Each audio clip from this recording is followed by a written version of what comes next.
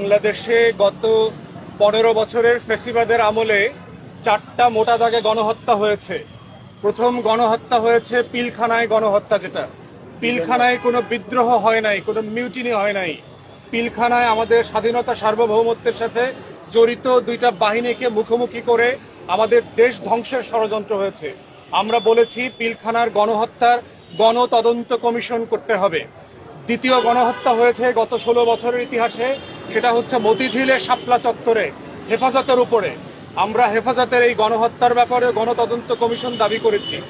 তৃতীয়ত আমরা বলেছি যে বাংলাদেশে তৃতীয় গণহত্যা হয়েছে গুম, খুন এবং ব্লক রেইডের নামে বিরোধী দল এবং মতের হাজার হাজার নেতাকর্মীকে হত্যা করা হয়েছে, যেটার ব্যাপারে তারা কমিশন ইতিমধ্যে করেছেন এবং এটাকে আমরা স্বাগত জানিয়েছি।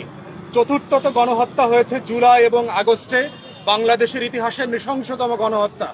1600-র মতো তরুণ যুবকের লাশ ধরেছে এবং এই সংখ্যাটা এখনো বেড়ে চলেছে।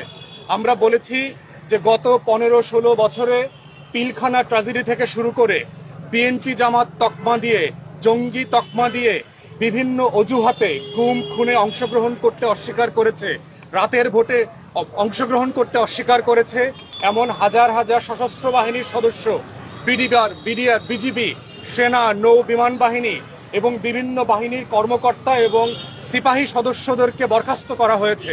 আমরা দাবি করেছি যে একটা বিচারপতি লেড বেসামরিক গণতদন্ত কমিশন করবার জন্য। আমরা শুনতে পাচ্ছি যে এইটা রিভিউ করার জন্য সশস্ত্র বাহিনী উদ্যোগ নিয়েছে, যেটা আমরা প্রতিবাদ করেছি যে এই ধরনের গণতদন্ত কমিশন জাস্টিস লেড বেসামরিক ব্যবস্থাপনায় হতে হবে।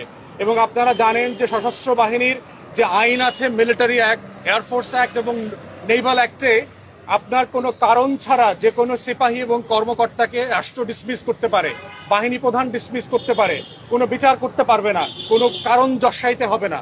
আমরা মনে করি যে আমাদের সংবিধানে যে মৌলিক মানবাধিকারের কথা বলা হয়েছে এটা এটার সাথে সাংঘর্ষিক।